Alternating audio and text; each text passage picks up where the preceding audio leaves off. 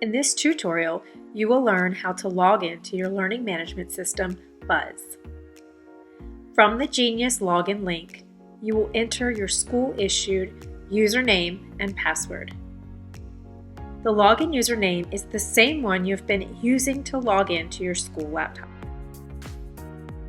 Remember, it's not your full email, rather the first part before the @ symbol. The same is true for your password. It is the school-issued password for your laptop. Once the Genius dashboard is loaded, click the Go to LMS link over on the left-hand toolbar.